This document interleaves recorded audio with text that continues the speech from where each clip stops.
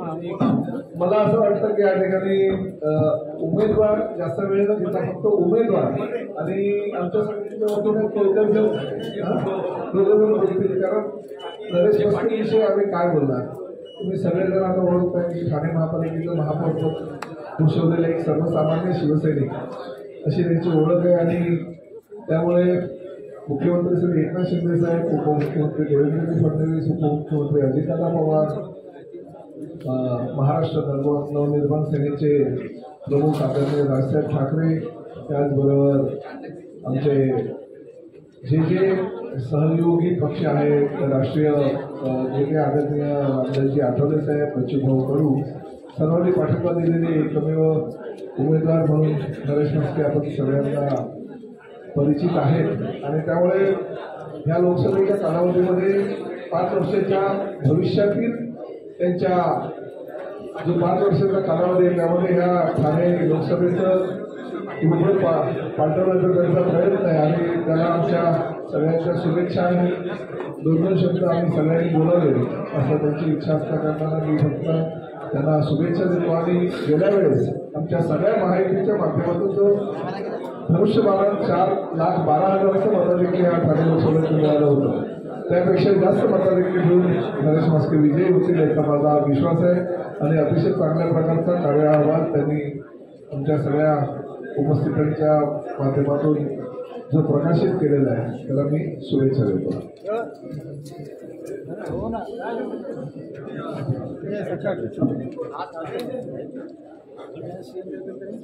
महायुतीचे उमेदवार सन्माननीय नरेश मस्के यांच्याबरोबर जरी उशिरा डिक्लेअर झाली त्यांची सीट तरी गेले 20 दिवस 15 दिवस आम्ही फिरतोय आणि एकंदर जे काही वातावरण सुरुवातीला पत्रकारांना सुद्धा वाटत होतं ते आत्ताच आमच्या अनौपचारिक गप्पा झाल्या. अतिशय पॉझिटिव्ह आणि विजयाकडे वाटचाल करणारं वातावरण मीरा भाईंदर ठाणे शहर आणि नवी मुंबई इथे आपल्याला बघायला मिळतं. आणि आपण वचननामा जाहीर केल्यामुळे वचननाम्याकडे तुम्ही जर लक्ष दिलं किंवा वाचलात तर खऱ्या अर्थाने ठाणे लोकसभेला ज्या ज्या गोष्टींची ज्या ज्या क्षेत्रात गरज आहे याचा गांभीर्याने आणि विचारपूर्वक अभ्यास करून त्याच्याविषयी पुढच्या 5 वर्षात काय करता येऊ शकतं आणि कशा अर्थाने नेमकं काम एक खासदार करू शकतं याचा वचननामा तुम्हाला वाचायला मिळेल. सगळ्याच गोष्टीत परिपूर्ण असा हा वचननामा जरी उशिरा प्रकाशित झाला असेल तरी ते अतिशय परिपूर्ण आणि विजनरी आहे.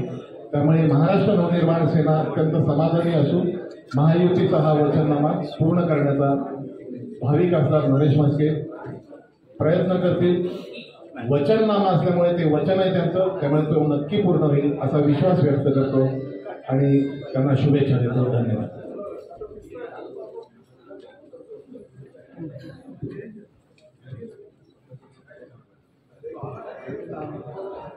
आज या इकडे महायुतीचे उमेदवार माननीय नरेशजी मस्के यांचा वचननामा जाहीर होत असताना मला अतिशय आनंद होतो की ठाण्याचे जिव्हाळ्याचे प्रश्न हे आवर्जून या सगळ्यामध्ये त्यांनी घेतलेले आहेत आणि सगळ्या प्रश्नांची जाण असणारा एक व्यक्तिमत्व म्हणून माननीय मस्के साहेबांना आपण सगळेच ठाणेकर ओळखतो.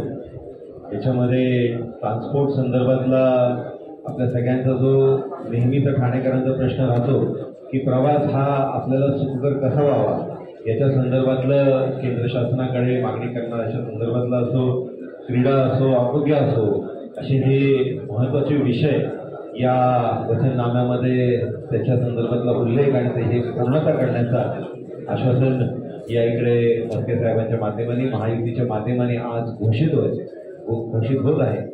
आणि आपण बघतोय की पूर्ण देशामध्ये ज्यावेळेस नमो मॅजिक सुरू आहे त्यावेळेस आवर्जून ठाण्यामध्ये नमो नमः मॅजिक सुरू आहे आणि मला पूर्ण विश्वास आहे की हा नमो नमः मॅजिक मोठ्या मताधिक्याने माननीय मस्के साहेबांना याच्यामध्ये लोकसभेला महायुतीचं प्रतिनिधित्व करण्यासाठी आपण सगळेच ठाणेकर निवडून देणार आहोत.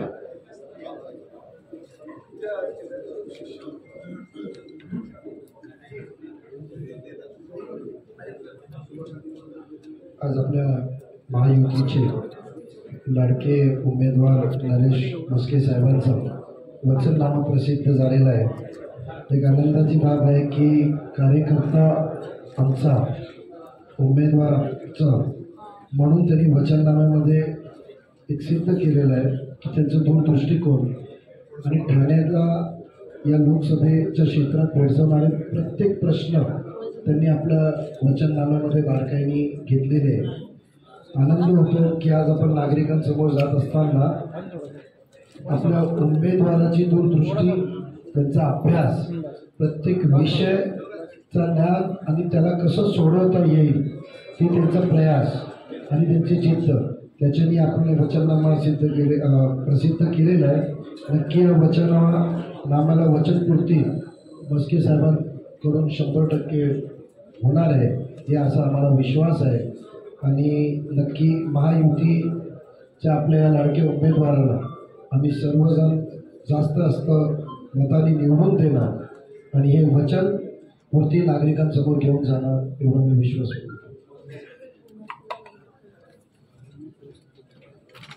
सर्व पत्रकारांना सामान्य आपल्या सगळ्याच्या परिचित ठाण्याचे माजी महापौर नरेश म्हस्के साहेब आपले इथे उमेदवार आहेत. त्यांची निशाणी धनुष्यबाण आहे. आपण सर्वांनी त्यांना निवडून द्यायचं आहे. आज आपण वचननामा जाहीर करण्यासाठी इथं बसलेलो आहोत. वचननाम्यामध्ये जर पाहिलं तर संपूर्ण ठाणे शहर, नवी मुंबई, मीरा भाईंदर ह्या परिसरात लागणाऱ्या सगळ्या सुखसुविधा, भेडसावणाऱ्या समाजाच्या वेगवेगळ्या घटकांपर्यंत सर्वांपर्यंत पोहोचण्यासाठी लागणाऱ्या सर्व कुठलीच गोष्ट अशी राहिलीच नाही. म्हणजे रस्ते, पाणी, आरोग्य, शिक्षण, सर्व विषय त्यांनी पूर्णपणे हाताळण्याचा आणि सक्सेस करून देण्याचा हा मानस त्यांनी जो व्यक्त केला आहे आणि ह्या वचननाम्यातून हे केलं आहे. पुढील 5 वर्षात ह्या सर्व गोष्टीचं पूर्तता झालेली असेल असं आम्ही जाहीर छाती ठोकून सांगू की पुढच्या 5 वर्षामध्ये ह्या वचननाम्यातील सर्व कलम आम्ही ग्रँड सक्सेस केलेली असेल एवढं मी बोलतो. आणि इथं सांगतो जय भीम, जय भारत, जय महाराष्ट्र.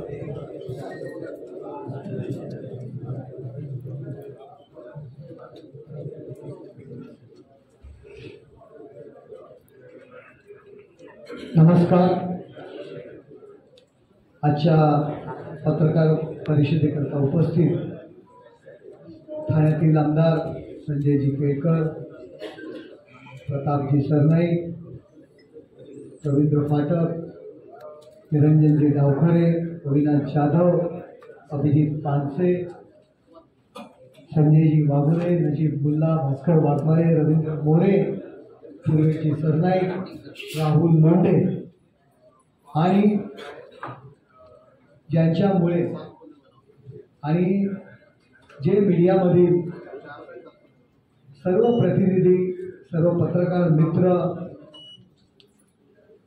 पत्रकार परिवार की ज्यांनी विद्यार्थी दशेपासून, विद्यार्थी काळापासून हा नरेश म्हस्के या राजकारणात आला, कुठलीही पार्श्वभूमी नसताना केवळ आपण दिलेल्या माझ्या कामाला, माझ्या आंदोलनाला आपण प्रसिद्धी दिली आणि त्यामुळेच नगरसेवक, महापौर आणि आता खासदारकीचा उमेदवार हा टप्पा गाठू शकलो असे मीडियातील आमचे सर्व मित्र मैत्रिणी आणि सर्व परिवार आणि सर्व शुभचिंतक. आज हा वचननामा आम्ही शिवसेना, भाजपा, राष्ट्रवादी, मनसे, RPI आणि सर्व मित्रपक्ष यांच्या वतीने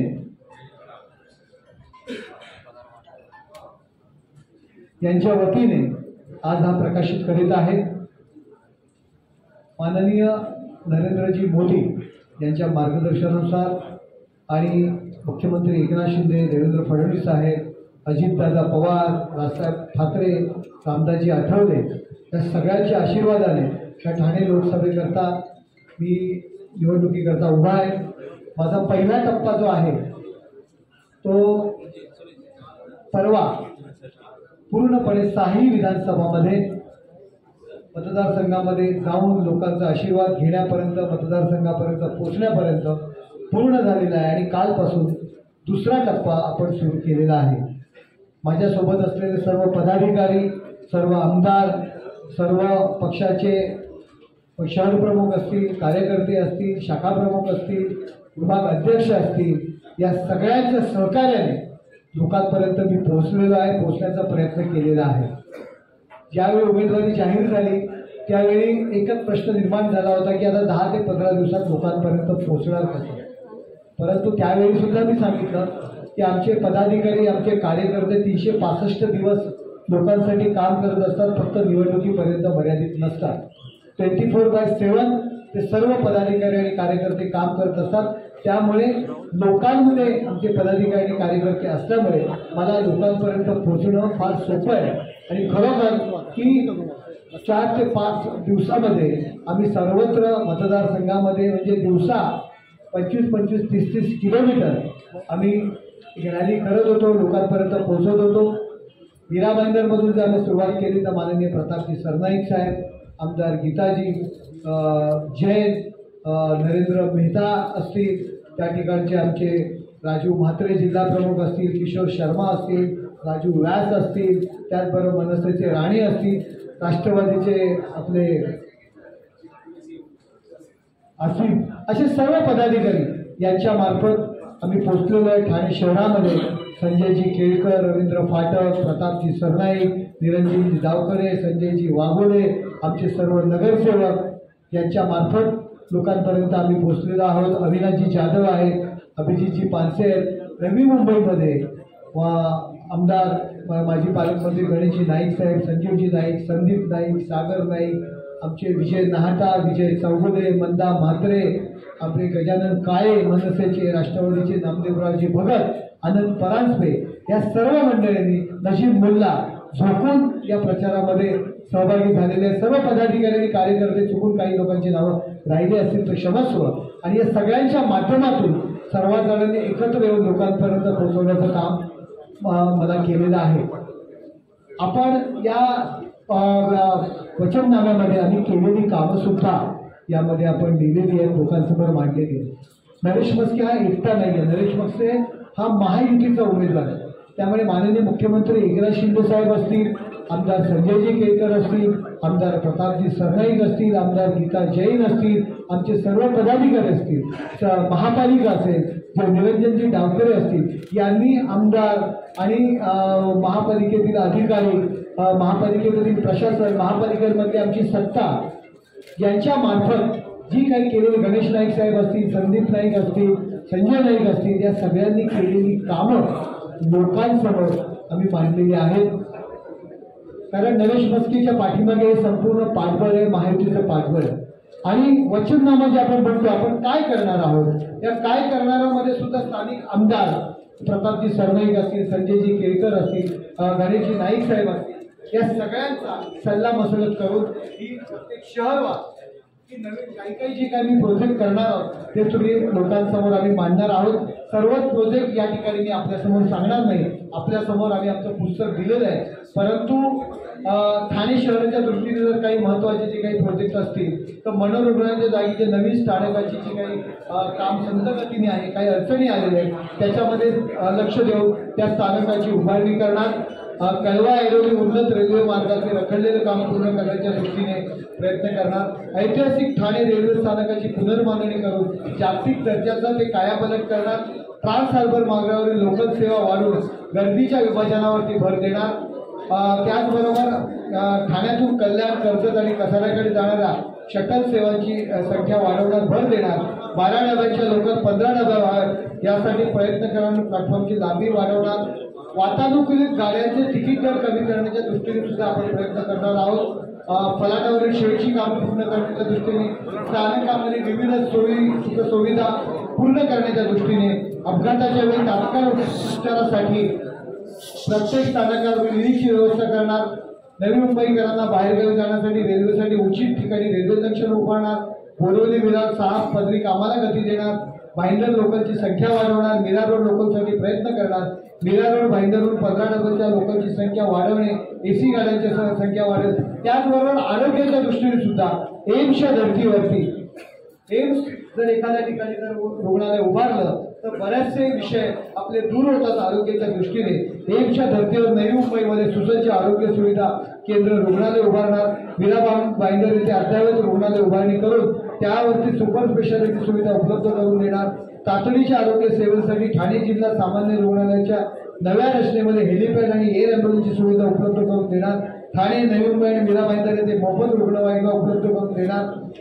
खेळाडूंच्या ऑलिम्पिक सीटसाठी 2036 मध्ये जे काही ऑलिम्पिक होणार आहे त्यासाठी खारघर येथे 40,000 प्रेक्षक क्षमतेचं फुटबॉल स्टेडियम, घनसोली येथे 30 एकर जागेवर ॲथलेटिक सेंटर, बोरिवली येथे 7 एकर जागेवर कन्व्हेन्शन सेंटर, भाईंदर येथे सुभाष मैदान आणि परिसरात ओपन स्टेडियम आणि convention centre, Dadaji Konddev stadium परिसराचे अपग्रेडेशन, स्पोर्ट्स क्लब आणि 5 स्टार हॉटेल, सर्व स्टेडियम आणि क्रीडा सेवा क्षेत्र मेट्रो, लोकल आणि कोस्टल रोडने जोडलेले असतील यासाठी प्रयत्न करणार. मतदारसंघामध्ये क्रीडा विद्यापीठ उभारण्याच्या दृष्टीने पाठपुरावा करणार.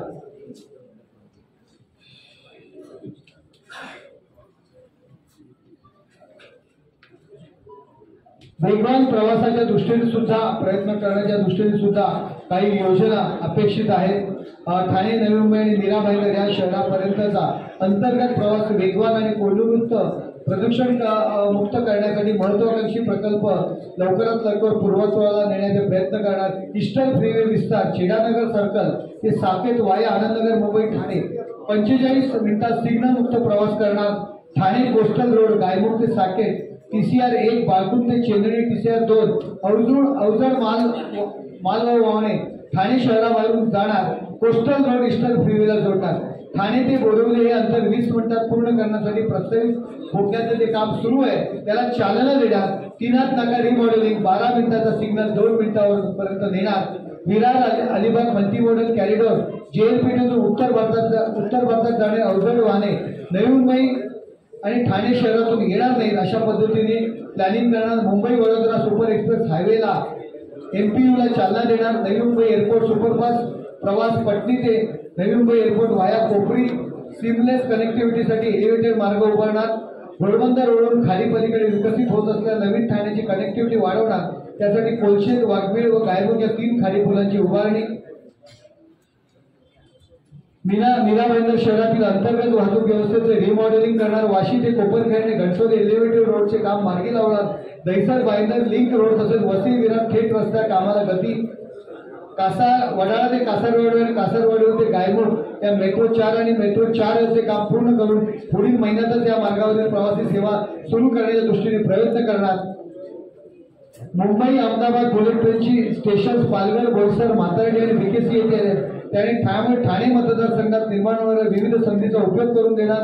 मानखुर्द नवी मुंबई कनेक्टिव्हिटी करणे. नवी मुंबई विमानतळ ते नवी मुंबई शहराच्या मेट्रो कनेक्टिव्हिटीसाठी प्रयत्न करणार. केंद्र सरकारच्या सागरमाला योजनेअंतर्गत ठाणे जिल्ह्यातील जलवाहतुकीला चालना देणार. वसई, भाईंदर, ठाणे, कल्याण, बेलापूर या भागातील जेटीची कामे तातडीने पूर्ण करून घेणार. प्रवासीसाठी सेवेसाठी वॉटर टॅक्सी सेवा सुरू करणार. जेटीच्या परिसरात वॉटर स्पोर्ट्सला चालना देणार. पहिला झोपडपट्टी मुक्त मतदारसंघ. अनेक अनधिकृत धोकादायक इमारतीमध्ये वास्तव्यात असलेल्या कुटुंबाच्या डोक्यावरची टांगती तलवार दूर करणार. ठाणे शहरात सुरू असलेले ऐतिहासिक क्लस्टर योजना मीरा भाईंदर आणि नवी मुंबई परिसरात राबवून धोकादायक इमारती आणि झोपडपट्ट्यांमध्ये वास्तव्यात असलेल्या कुटुंबाला दिलासा देणार.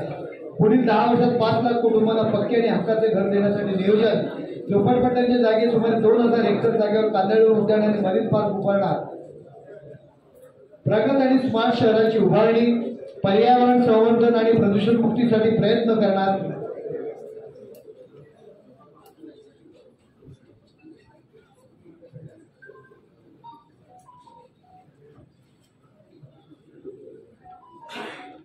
मीरा भाईंदर आणि या परिसरातील समाजोत्थान या समृद्धीसाठी विविध नियोजन या कार्यक्रमाचे आयोजन आणि केंद्र सरकार आणि राज्य सरकारच्या माध्यमातून उत्तर असेल त्या ठिकाणचा ग्रामीण जो भाग असतील स्थानिक भूमिपुत्र यांच्या उद्योगधंद्यांना चालना देण्याच्या दृष्टीने विविध प्रकल्प राबवणार. उद्योग रोजगारांना वाढते बळ देण्याकरता केंद्र शासनाचा उपयोग करणार. विविध नमो महारोजगार मेळाव्यातून तरुणांना रोजगार उपलब्ध करून देणार, नवी मुंबईच्या विकासासाठी सुद्धा SR आणि SID सारख्या आवश्यक यंत्रणा कार्यान्वित करून जलद गतीने नवी मुंबई झोपडपट्ट्याचा विकास करणार, झोपडपट्टी धारकांना स्वतःच्या मालकीची घरं देणार, सिडकोच्या जमिनी फ्रीहोल्ड करणार आणि सिडकोची NOC प्रथा बंद करणार, 500 चौरस फुटापेक्षा कमी क्षेत्रफळाच्या मालमत्ता आणि मालमत्ता कर माफ करणार, तुर्भे झोपडपट्टी विभागात 200 खड्ड्याचं अत्याधुनिक रुग्णालय उभारणार, उद्योग रोजगाराला वाढते बळ देण्याच्या दृष्टीने मुद्रा लोनचे लाभार्थी वाढवून उदयोन्मुख उद्योजकांना प्रोत्साहन देणार, ठाण्यात CD देशमुख प्रशिक्षण केंद्राच्या धर्तीवर केंद्रीय लोकसेवा आयोग आणि राज्य लोकसेवा आयोगाच्या परीक्षांसाठी स्पर्धा परीक्षा केंद्र सुरू करणार, धर्मवीर आनंदीय स्वयंरोजगार योजनेच्या माध्यमातून नोकऱ्या देणारे हात घडवणार, विविध महिला आर्थिक त्यांना मदत करण्याच्या दृष्टीने योजना करणार, विधवा महिला असतील त्यांच्या दृष्टीने विविध रोजगार योजना आखणार, अशा पद्धतीने विविध संकल्प आपण करण्याचे योजले आहे. केंद्रामध्ये असलेलं शासन आणि राज्य शासन या दोघांच्या मध्यस्थीमुळे आणि माननीय मुख्यमंत्री एकनाथ शिंदे साहेब या ठाणे शहरातले, ठाणे लोकसभा क्षेत्रातले असल्यामुळे आपण या ठाणे जिल्ह्याला आपण एक वेगळं आकार आणि उकार आणि चांगलं शहर म्हणून बनवण्याचं नक्कीच आपण प्रयत्न करणार. तुमची साथ हवी आहे. तुम्ही आमच्या विविध कार्यक्रमांना, विविध उपक्रमांना वेळोवेळी प्रसिद्धी देता, लोकांपर्यंत पोहोचवता. अशाच पद्धतीने तुमचं प्रेम आमच्यावर राहू द्या आणि या नरेश मस्के, तुमच्यामध्ये वावरणारा नरेश मस्के यांना लोकसभेपर्यंत जाण्याकरता आपण मदत करा एवढीच विनंती करतो आणि माझे या ठिकाणचे 2 शब्द संपवतो. जय हिंद, जय महाराष्ट्र. माननीय आमदार संजयजी केळकर आपल्या समोर विवेचन करतील. सर्व पत्रकार बंधू भगिनींना नमस्कार. आज या ठिकाणी महायुतीचा आणि महायुतीचे उमेदवार नरेश म्हस्के यांचा नमो नमा वचननामा आणि कर्तव्य कृती असं दोन्ही या आज जे प्रकाशन झालं त्या अहवालामध्ये दिलेलं आहे, ज्याचं विवेचन आपले उमेदवार आमचे नरेश म्हस्के यांनी तपशिलामध्ये आपल्याला केलेलं आहे. खरं म्हणजे 2014 सालापासून दिल्लीमध्ये केंद्र सरकारमध्ये नरेंद्र मोदीजी आणि राज्यामध्ये देखील देवेंद्र फडणवीस सरकार आणि आत्ताचं शिंदे सरकार हे खऱ्या अर्थाने या सगळ्या परिसराचे भाग्यविधाते ठरलेले आहेत, की ज्यांनी खऱ्या अर्थाने करोडो रुपये या सगळ्या MMR रिजनमध्ये स्मार्ट सिटीच्या माध्यमातून असेल, निरनिराळ्या प्रकल्पांच्या माध्यमातून असेल, अनेक रखडलेले जे प्रोजेक्ट आहेत त्या प्रोजेक्टसाठी असेल, एका अर्थाने हे MMR रिजन जो वाढता लोकसंख्या असलेला सगळा भाग आहे त्या भागाचा कायापालट करण्याचं काम जे आहे ते खऱ्या अर्थाने आदरणीय नरेंद्र मोदीजींच्या नेतृत्वाखालच्या सरकारने वेळोवेळी राज्य सरकारला देखील मदत करून स्मार्ट सिटीच्या माध्यमातून, निधीच्या माध्यमातून करण्याचा जो एक संकल्प केला आहे तो फार मोठ्या प्रमाणामध्ये या ठिकाणी आपल्याला प्रत्यक्ष दृश्य स्वरूपामध्ये बघायला मिळतोय.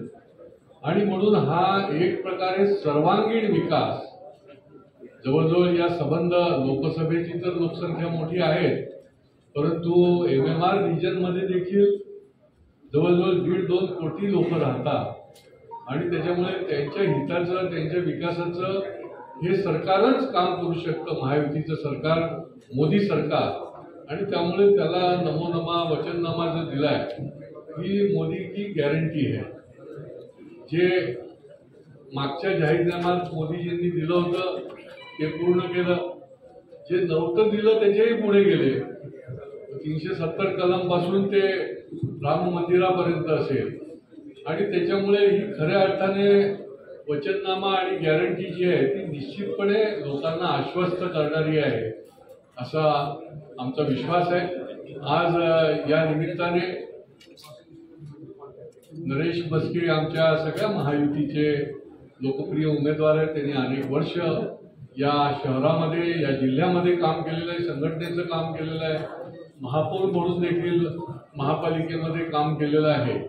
आणि या निमित्ताने मला खात्री आहे की येणाऱ्या 20 तारखेच्या निवडणुकीच्या निमित्ताने 4 जूनला ज्यावेळेला रिझल्ट येईल त्यावेळेला नरेश म्हस्के नमो गाडीमधनं दिल्लीपर्यंत 100% पोहोचलेले असतील अशा प्रकारचा हा जाहीरनामा तर आहेच, परंतु अशा प्रकारचं लोकांचं समर्थन गेल्या निवडणूक जाहीर झाल्यानंतर, उमेदवारी जाहीर झाल्यानंतर आज बघायला मिळते आणि पुढच्या काळामध्ये देखील हे समर्थन वाढतच जाणार आहे. कारण की अनेक संस्था, अनेक संघटना यांनी या सगळ्या महायुतीच्या उमेदवारांना पाठिंबा दिलेला आहे. मग त्या ठिकाणी कुणबी सेना असेल, आगरी सेना असेल, निरनिळ्या ज्ञातीच्या संघटना असतील, निरनिळ्या धार्मिक संघटना असतील, या सर्वांनी मिळून भरभरून असा पाठिंबा या ठिकाणी दिलाय.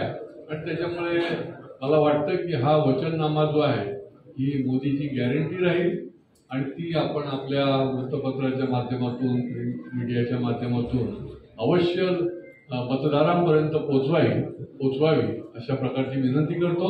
धन्यवाद. या वचनामध्ये आपण भरपूर पत्रकारांना विनंती करतो त्यांचे काही प्रश्न असतील तर. आपल्या वचनामध्ये सगळं काय दिले, रस्ते दिले, सगळे दिले, पण पाणी तर स्वतः धरण असणार का? गेल्या अनेक वर्षांपासून जो प्रश्न प्रलंबित आहे की नवी मुंबईला स्वतःचं धरण आहे पण ठाण्याला धरण नाहीये, त्याच्यासाठी काय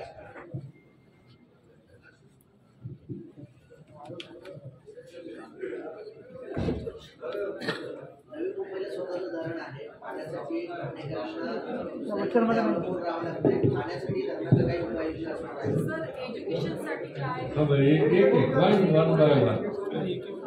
यांचा जो प्रश्न आहे पाण्याचा हा खरा म्हणजे पार्लमेंटची निवडणूक आहे, पण संलग्न आहे. कारण की धरण बांधायचं झालं तर केंद्र शासनाचा देखील निधी लागेल आणि त्याच्यामुळे महापालिकेच्या माध्यमातून, शासनाच्या माध्यमातून धरणाचे देखील प्रस्ताव जे आहेत की या ठिकाणी कितीही लोक, या ठिकाणी तर लोकसंख्या वाढते, फर्स्ट डेस्टिनेशन हे ठाणा झालेलं आहे आणि त्याच्यामुळे त्याकरता आवश्यक असलेलं निधीची तरतूद जी आहे ती निश्चितपणे नरेश म्हस्के या पार्लमेंटमध्ये गेल्यानंतर मोदी सरकारच्या माध्यमातून केली जाईल आणि जो काही पाण्याचा प्रश्न आहे, धरण बांधण्याचा प्रश्न आहे, तो अधिक वेगाने पूर्ण करता येईल. वरिष्ठ नागरिकांना वरिष्ठ नागरिकांना रेल्वेमध्ये सूट भेटत होती, ती बंद करण्यात आली आणि वरिष्ठ नागरिकांना बरीच काहीतरी आहे ते सूट नाही आहे, मेडिकलमध्ये आणखी बाकी त्याच्यामध्ये काहीतरी करणार आहे. वरिष्ठ नागरिकांना अनेक ठिकाणी वरिष्ठ नागरिकांच्यावरचा केंद्र शासनाची योजना पण महाराष्ट्र सरकारने देखील पेन्शन योजनेच्या माध्यमातून जसं महिलांच्या करता सवलतीच्या दरामध्ये पास दिलेले आहेत एसटीचे आणि त्याच्यामुळे वरिष्ठ नागरिक, ज्येष्ठ नागरिक जे आहेत ते त्यांच्याकरता एक सेपरेट त्यांनी अजेंडा बनवलेला आहे आणि तो निश्चितपणे पूर्ण करणार. रेल्वेमध्ये पहिले भेटायची सूट आता नाही भेटत आहे. या ठिकाणी हा जो आपण वचननामा देतो हा 5 वर्षात ते काम पूर्ण करायला पाहिजे.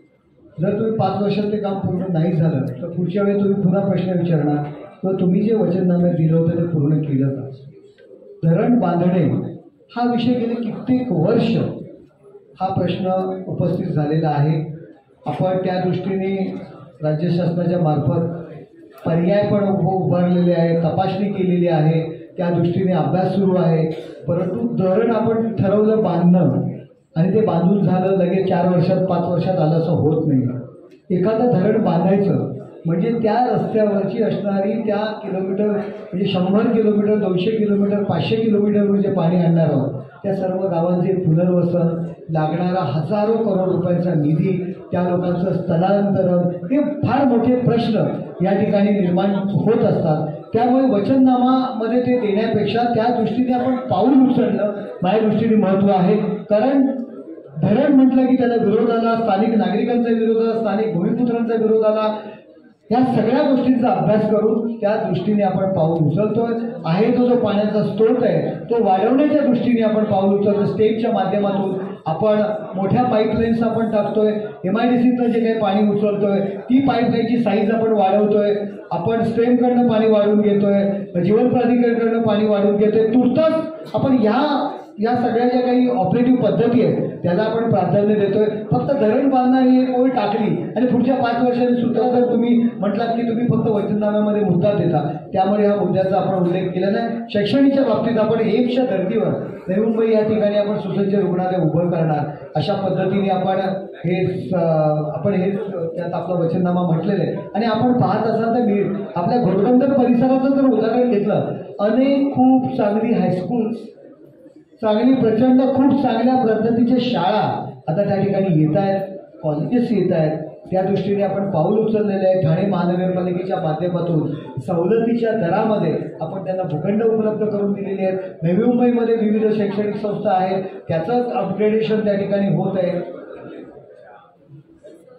सौंदर्यीकरण स्वास्थ्यासाठी सगळ्यासाठी विचार केला जातो, एज्युकेशन सगळ्यात पाठीमागे, याबद्दल आपण काय? हे एज्युकेशनच्या दृष्टीने तुम्हाला सांगितलं ना, एम्सच्या धर्तीवरती आपण रुग्णालय उभारणार, म्हणजे मेडिकल कॉलेज आलं, त्यासाठी त्या सगळ्या गोष्टींची उभारणी तर होणारच ना. विविध शैक्षणिक संस्था महानगरपालिकेच्या माध्यमातून आपण त्यांना आमंत्रण दिलं, विविध शैक्षणिक संस्था सुरू होत आहेत. थाने की मेट्रो इंटरनेट रेलवे के बारे में चर्चा नहीं होती, दूसरे थाने में कोई फैक्ट्री नहीं आती, थाने में जो ट्रैफिक प्रॉब्लम हो उसके बारे में चर्चा नहीं दिया है अपन, आप पढ़ेंगे तो आपके ध्यान में आएगा. उसके भी बारे में अपने वचननामा में उन्होंने लिखा है, आप पढ़ेंगे तो आपको याद नहीं. सर, टोल नाके संदर्भात गंभीर प्रश्न हरिओमनगर रस्ते ठाणेकर रस्ते टोल मुक्त कधी होणार हा प्रश्न विचारला. मागे देखील मनसेने आवाहन केलं होतं. हरिओमनगरच्या रहिवाशांनी मतदान करणार नाही असा पवित्रा घेतला गेला. हरिओमनगर हां, मतदान करणार नाही. मला तुमच्याकडनं तसा हा विषय कळलेला आहे. हरिओमनगरच्या मतदारांचा पवित्रा घेतला असेल तर मी त्यांना स्वतः जाऊन भेटेल, माहिती करून घेईल आणि नक्कीच त्याच्यानंतर त्याचा मार्ग काढण्याचा प्रयत्न करेल. हा राज्य शासनाचा निर्णय आहे. राज्य शासन याविषयी त्या दृष्टीने टोल कायमचा नसणार आहे. टोल काही वर्षांकरता आपण सीमित ठेवले, त्या दृष्टीने सरकार पावलं उचलतं.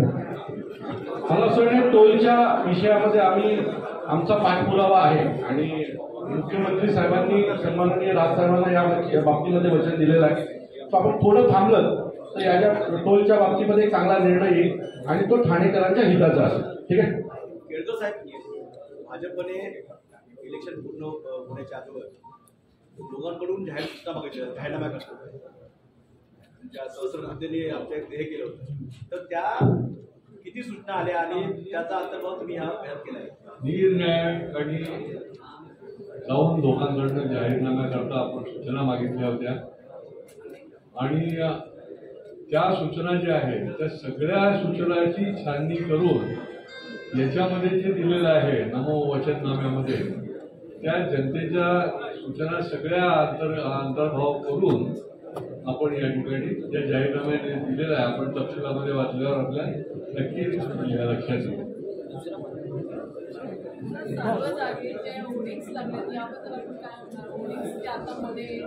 मला तर वाटते लोकसभेची निवडणूक आहे आणि लोकसभेच्या निवडणुकीसंदर्भात जर आपण प्रश्न विचारले तर बरोबर.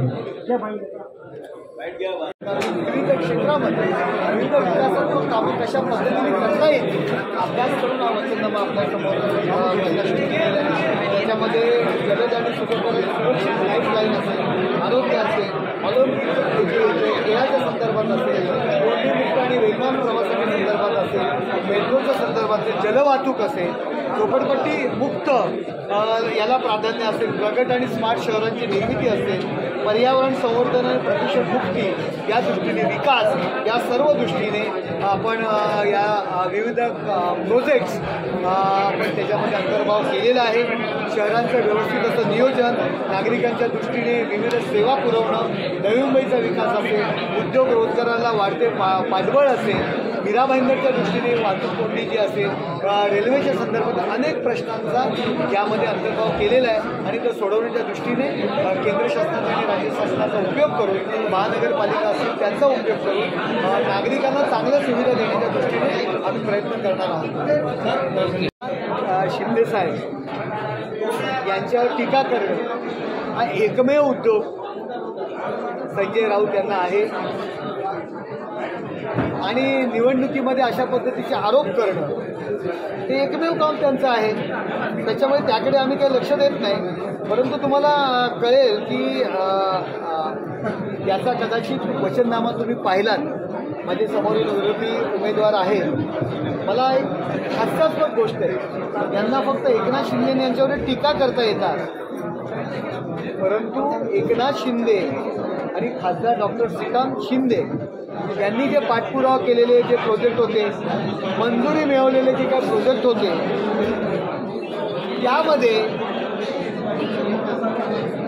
माझे जे विरोधी उमेदवार आहेत ते प्रोजेक्ट त्यांनी त्यांच्या वचननाम्यामध्ये, जाहीरनाम्यामध्ये आणि केलेल्या कामांमध्ये त्यांचा अंतर्भाव केलेला आहे.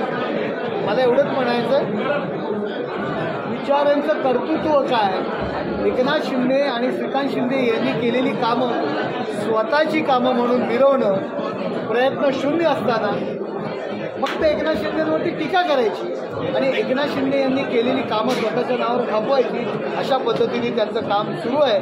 नवीन ठाणे स्टेशन असेल, कोपरी सॅटिस मेट्रो, दिनाथ नाका रिमॉडेलिंग असेल, कोपरी पूल रुंदीकरण असेल, ठाणे शहरातील मेट्रो असेल, ठाणे बोरिवली भुयारी मार्ग, Saket Gaimukh coastal road, Anandnagar Saket elevated road, Kopri ते पटणी खाडी पूल, सर्व प्रकल्प माननीय मुख्यमंत्री एकनाथ शिंदे साहेब यांच्या संकल्पेतून आणि दिलेल्या आर्थिक निधीतून पूर्ण झालेले आहेत. विचारांचे ना त्यासाठी प्रयत्न आहेत ना पाठपुरा आहे, पण केविलवाणी त्यांची परिस्थिती आहे, त्यांची श्रेय घेण्याची ही केविलवाणी प्रवृत्ती आहे, याचा मी या ठिकाणी निषेध करतो. आणि मला त्यांना एक सूचना आहे की आपण केलेलं काम सांगावं. एकीकडे एकनाथ शिंदेंवरची टीका करायची आणि त्यांनी केलेली कामं स्वतःची कामं म्हणून मिरवायची, यात कसला आलाय पुरुषार्थपणा. आपण काहीतरी करा, लोकांसमोर आपण केलेली कामं दाखवा ना. आउटडोअर फिटनेस सेंटर, सिद्धेश्वर तलाव या ठिकाणी चौक सुशोभीकरण, हीच आपली कामं आहेत. खासदार म्हणून आपण काय कामं केलेली आहे.